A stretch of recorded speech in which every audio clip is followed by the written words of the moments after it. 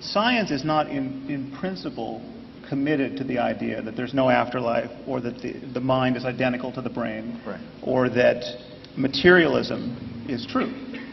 Science is completely open to whatever in fact is true. And if it's true that the consciousness is being run like software on the brain and can, by virtue of ectoplasm or something else we don't understand, can be dissociated from the brain at death, that would be part of our growing scientific understanding of the world if we could discover it. Now, and there are ways we could in fact discover that if it were true. The problem is there are very good reasons to think it's not true.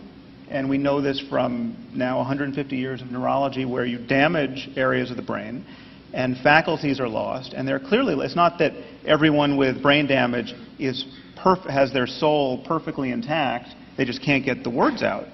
This is everything about your mind can be damaged by damaging the brain. You can cease to recognize faces, you can cease to know the names of animals, but you still know the names of tools. I mean, the fragmentation in the way in which our mind is parcellated at the level of the brain is not at all intuitive, and there's a lot known about it. And what we're being asked to consider is that you damage one part of the brain, and the mind, something about the mind and subjectivity is lost. You damage another, and yet more is lost.